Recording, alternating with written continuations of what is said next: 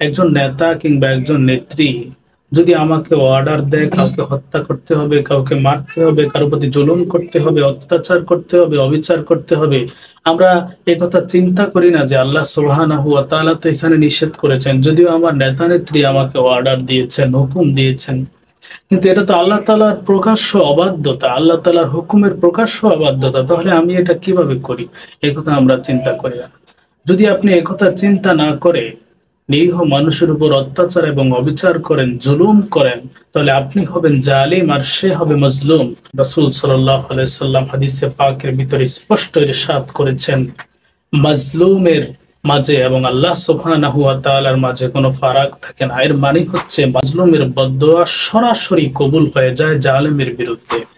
ফামান ইয়ামাল মিসকালা যাররাতিন শাররান ইয়ারা ওয়া মান ইয়ামাল মিসকালা যাররাতিন খায়রান ইয়ারা। এক যাররা পরিমাণ উত্তম করলেও সেটার ফলাফল আপনি পাবেন, আবার এক বিন্দু পরিমাণ যাররা পরিমাণ যদি অনুত্তম কাজ করেন, অনৈতিক কাজ করেন, জুলুম করেন, নির্যাতন করেন, তাহলে সেটার ফলাফলও আপনাকে ভোগ করতে হবে, সেটার জন্য শাস্তি আপনাকে ভোগ করতে হবে। কিয়ামতের দিন, মুসিবতের দিন সকল মানুষগুলো যখন ইয়া নাফসি করতে থাকবে, তখন আপনার নেতা আপনাকে চিনবে না, আপনার বন্ধু আপনাকে চিনবে না, আপনার বাবা আপনাকে চিনবে না, আপনার মাতা আপনাকে চিনবে না, আপনার বান্ধবী আপনাকে চিনবে না। আপনি যাদের অর্ডারে মানুষের প্রতি জুলুম করলেন, অত্যাচার করলেন, অবিচার করলেন, মানুষের বুকে অস্ত্র ধরলেন, নিরীহ মানুষকে খুন করলেন, তারা সেদিন আপনাকে চিনবে না, আপনাকে আল্লাহ সুবহানাহু ওয়া তাআলার আযাব থেকে বাঁচাইতেও আসবে না। সকলেই আনাফসি করবে। আপনি শুধু ততটুকুই প্রতিদান পাবেন যতটুকু আপনি দুনিয়াতে করে গেছেন। আল্লাহ সুবহানাহু ওয়া তাআলা মানব জাতিকে সৃষ্টি করেছেন তার ইবাদত করার জন্য। তিনি পবিত্র কোরআনে ইরশাদ করেন, ওমা খালাকতুল জিন্না ওয়াল ইনস ইল্লা লিয়াবুদুন। আমি মানুষ এবং জিন জাতিকে সৃষ্টি করেছি একমাত্র আমার ইবাদতের জন্য। ইল্লা লিয়াবুদুন অর্থাৎ একমাত্র আমারই ইবাদতের জন্য। এখান থেকে আমরা একটা বিষয় স্পষ্ট হই, সেটা হচ্ছে তিনি আমাদেরকে সৃষ্টি কেন করেছেন? তিনি আমাদেরকে সৃষ্টি করেছেনই তার ইবাদত করার জন্য। আমাদের একটা নাম রয়েছে আরবিতে, আব্দ অর্থাৎ বান্দা। আমাদেরকে যিনি সৃষ্টি করেছেন তিনি হলো মালিক। বান্দা মানে হলো গোলাম, যিনি ইবাদত করবেন, যিনি বন্দিগি করবেন, যিনি গোলামি করবেন। বান্দার কাজই হলো গোলামি করা, ইবাদত করা, বন্দিগি করা, তাবেদারি করা। আর মালিকের কাজ হলো গোলামকে দিক নির্দেশনা দেওয়া এবং গোলামের, বান্দার প্রতিপালন করা। প্রভু তো আমাদের প্রতিপালন ঠিকই করছেন, কিন্তু আমরা কতটুকু আল্লাহ সুবহানাহু ওয়া তাআলার গোলামি করতে পারছি এটা দেখার বিষয়। তাহলে যিনি গোলাম এবং বান্দা, তিনার কাজই হবে তার মালিকের পরিপূর্ণ তাবেদারি করা, তার মালিকের সামনে মাথা নত করা, চাই যে কোনো বিষয় হোক না কেন, যে কোনো বিষয় হোক না কেন।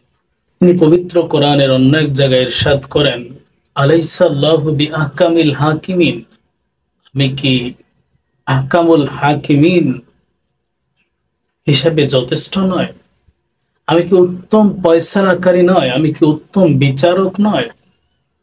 চিন্তা করেন, এখানে আল্লাহ সুবহানাহু ওয়া তাআলা আমাদেরকে বলতেছেন, আমাদেরকে প্রশ্ন করতেছেন যে তোমরা বিচার ফয়সালার জন্য কিংবা তোমরা সমাধানের জন্য সৃষ্টির কাছে যাও, অথচ সৃষ্টির স্রষ্টা যিনি, তিনি তো উত্তম বিচারক। এখানে আমরা একটা বিষয় স্পষ্ট হলাম যে তিনি আমাদের রব এবং তিনারই আমাদের গোলামি করা উচিত, তিনার হুকুমের কাছে আমাদের মাথা নত করা উচিত, তিনাকে অন্ধভাবে বিশ্বাস করা উচিত। কিন্তু আফসোসের বিষয় হলো আমরা মানব জাতি পরিপূর্ণভাবে আল্লাহ সুবহানাহু ওয়া তাআলার গোলামি এবং তিনার ইবাদত, তিনার বন্দেগী করি না।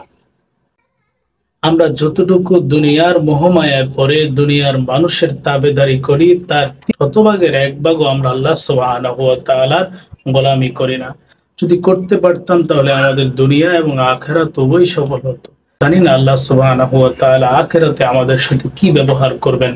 তবে যতটুকু জানি, যারা আল্লাহ সুবহানাহু ওয়া তাআলার গোলামি বাদ দিয়ে দুনিয়ার মানুষের তাবেদারি করে, গোলামি করে, আল্লাহ সুবহানাহু ওয়া তাআলা তাদের জন্য জাহান্নামের আগুন প্রস্তুত করে রেখেছেন, শাস্তি প্রস্তুত করে রেখেছেন, যেখানে তাকে নিক্ষেপ করা, যেখান থেকে রেহাই পাওয়ার কোনো সুযোগ তার নাই। তাহলে আমরা মানুষ হিসাবে, বান্দা হিসাবে একমাত্র তারই গোলামি করব, অন্য কারো না। কিন্তু আজকের দুনিয়ার প্রেক্ষাপটের দিকে তাকালে দেখা যায় সামান্য পদের জন্য আল্লাহ সুবহানাহু ওয়া তাআলার বিধিবিধানকে উপেক্ষা করতে দ্বিধাবোধ করি না।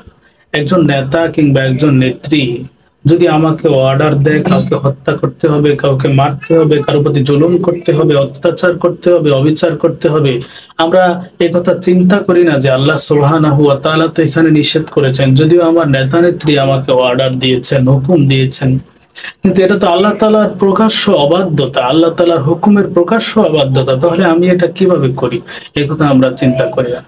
যদি আপনি একথা চিন্তা না করে নিরীহ মানুষের উপর অত্যাচার এবং অবিচার করেন, জুলুম করেন, তাহলে আপনি হবেন জালিম আর সে হবে মজলুম। মাজলুমের মাঝে এবং আল্লাহ সুবহানাহু ওয়া তাআলার মাঝে কোনো ফারাক থাকে না। এর মানে হচ্ছে মাজলুমের বদদোয়া সরাসরি কবুল হয়ে যায় জালিমের বিরুদ্ধে। আপনাকে যখন মুনকার নাকির প্রত্যেকটা বিষয় খুলে খুলে খুলে খুলে জিজ্ঞাসা করবে, ফামান ইয়ামাল মিসকালা যাররাতিন শাররান ইয়ারা ওয়া মান ইয়ামাল মিসকালা যাররাতিন খায়রান ইয়ারা। এক যাররা পরিমাণ উত্তম করলেও সেটার ফলাফল আপনি পাবেন, আবার এক বিন্দু পরিমাণ, যাররা পরিমাণ যদি অনুত্তম কাজ করেন, অনৈতিক কাজ করেন, জুলুম করেন, নির্যাতন করেন, তাহলে সেটার ফলাফলও আপনাকে ভোগ করতে হবে, সেটার জন্য শাস্তি আপনাকে ভোগ করতে হবে। আল্লাহ সুবহানাহু ওয়া তাআলা পবিত্র কোরআনের অন্য এক জায়গায় বলেন, ইয়াউমা ইয়াফিরুল মারউ মিন আখি ওয়া উম্মিহি ওয়া আবি ওয়া সাহিবাতিহি ওয়া বানি লিকুল্লি ইমরিইম মিনহুম ইয়াউমাইযিন শাআনু ইউগনি।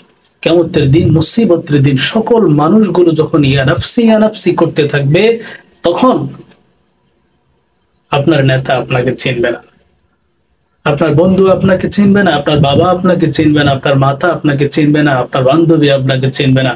আপনি যাদের অর্ডারে মানুষের প্রতি জুলুম করলেন, অত্যাচার করলেন, অবিচার করলেন, মানুষের বুকে অস্ত্র ধরলেন, নিরীহ মানুষকে খুন করলেন, তারা সেদিন আপনাকে চিনবে না, আপনাকে আল্লাহ সুবহানাহু ওয়া তাআলার আযাব থেকে বাঁচাইতেও আসবে না।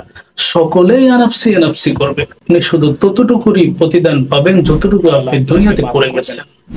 আপনি দুনিয়াতে দান, সাদকা, ঈমান, আমল, হজ, যাকাত বহুত কিছু করতে পারেন, কিন্তু যতক্ষণ পর্যন্ত ওই মজলুম থেকে আপনি ক্ষমা না চাইবেন, মজলুম যতক্ষণ পর্যন্ত আপনাকে মাফ না করবে, ততক্ষণ পর্যন্ত আল্লাহ তাআলাও মাফ করবেন না। কারণ আল্লাহ তাআলা মাফ করলে এখানে ইনসাফ হয় না, আর আল্লাহ তাআলা তো শ্রেষ্ঠ ইনসাফ কারণ, আর করবেই না, এটাই যুক্তির কথা। কারণ সেখানে একটি মাত্র নেক আমলের জন্য মানুষের জান্নাত জাহান্নামের ফয়সালা হয়ে যাবে।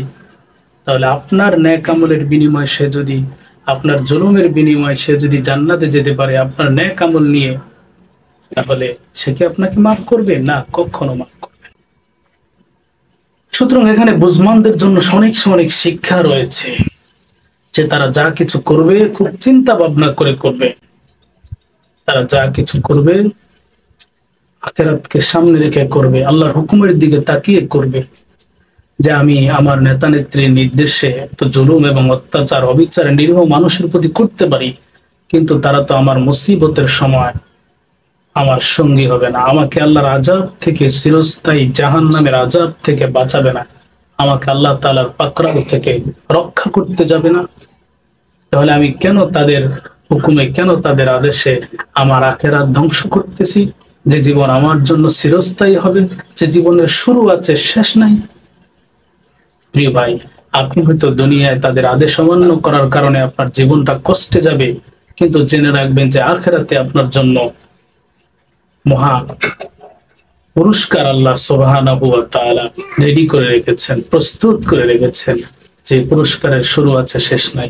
আর যদি তাদের তাবেদারি করে মানুষের প্রতি অত্যাচার এবং অবিচার, জুলুম করেন, নিরীহ মানুষকে হত্যা করেন, তাহলে আপনার জন্য চিরস্থায়ী আযাবের ব্যবস্থা করা হয়েছে, যে আযাবের শুরু আছে শেষ নাই। আপনি কি ফিরআউনের নাম শুনেছেন? ফেরাউন তো আপনার আমার থেকে বহুত বড় শক্তিশালী ছিল, আপনার আমার রাষ্ট্র থেকে তার রাষ্ট্র বহুত বড় ছিল, অনেক গুণে বড় ছিল, তার ক্ষমতা অনেক বেশি ছিল। তবু নবী মুসা আলাইহিস সালাতু ওয়াস সালাম এবং তার কওমের উপর অত্যাচার অবিচার করার কারণে আল্লাহ সুবহানাহু ওয়া তাআলা এই মহান ক্ষমতাশীলকে, যে নিজেকে খোদা বলে দাবি করেছে, যে জালেম নিজেকে খোদা বলে দাবি করেছে, তাকে আল্লাহ সুবহানাহু ওয়া তাআলা অপমানকর মৃত্যুর মাধ্যমে পৃথিবী থেকে বিদায় করে দিচ্ছেন। সবচেয়ে আশ্চর্যের বিষয় হলো অদ্যবধি পর্যন্ত তার লাশটা রেখে দিয়েছেন, এজন্য যে পৃথিবীর মানুষ শিক্ষা গ্রহণ করুক যে জালেমকে পৃথিবীর মাটি পোকামাকড় পর্যন্ত খায় না, সকল জীব জানোয়ার পর্যন্ত তাদেরকে ঘৃণা করে। আপনি নমরুদের নাম শুনে থাকবেন। নমরুদ শুধু মানুষের উপর জুলুম করে ক্ষান্ত হয় নাই, নিরীহ মানুষের উপর অত্যাচার অবিচার করে ক্ষান্ত হয় নাই, আল্লাহ সুবহানাহু ওয়া তাআলার বিরুদ্ধে যুদ্ধ শুরু করেছিল। কিন্তু আল্লাহ সুবহানাহু ওয়া তাআলা তাকে শাস্তি দেওয়ার জন্য তার বড় কোনো সৈন্যবাহিনীর প্রয়োজন হয়নি। তার সামান্য একটা মশাকে তিনি আদেশ দিয়ে দিচ্ছেন যে নমরুদের মাথার ভিতরে ঢুকে যাও। শেষ পর্যন্ত মাথার ভিতরে ঢুকে গেল, আর এই ঢুকে যাওয়ার কারণে নমরুদ জোতার বাড়ি খেতে খেতে দুনিয়া থেকে বিদায় হয়েছে। মক্কার আবু লাহাব, উতবা, সাইবা এরা অনেক জালেম ছিল, এরা অনেক প্রভাবশালী ছিল, অনেক জালেমও ছিল, কিন্তু শেষ পর্যন্ত তাদের মৃত্যু হয়েছে অনেক অপমানজনক ভাবে। আপনি শুধু এ সকল জালেমদের ইতিহাসে না, পৃথিবীতে বহু জালেমদের ইতিহাস আমরা এমন জানি যারা মানুষের প্রতি জুলুম করেছে, অত্যাচার করেছে, অবিচার করেছে, তাদের দুনিয়ার জীবন ভালো যায় না। তারা দুনিয়া থেকে অপমানিত হয়ে, লাঞ্ছিত হয়ে, বঞ্চিত হয়ে তারা বিদায় নিয়েছে। তারা যাদের সাহস পেয়ে, যাদের বল পেয়ে নিরীহ মানুষের প্রতি জুলুম করেছে, নিরীহ মানুষের বুকে অস্ত্র ধরেছে, শেষ পর্যন্ত তাদেরকে বাঁচাতে কেউ আসেনি, কেউ তাদের সাথী হয় নাই, কেউ তাদের সঙ্গী হয় নাই, আর কবরে হাসরে তো হবেই না। সুতরাং সম্মানিত দর্শক শ্রোতা, আপনাদের প্রতি আমার একটা অনুরোধ থাকবে, রাজনৈতিকভাবে, আদর্শগতভাবে আপনার আমার এক একটা আদর্শ, এক একটা মতাদর্শ হতেই পারে, কিন্তু আপনি এমন কোনো কাজ করবেন না যার কারণে আপনার দুনিয়া এবং আখিরাত ধ্বংস হয়।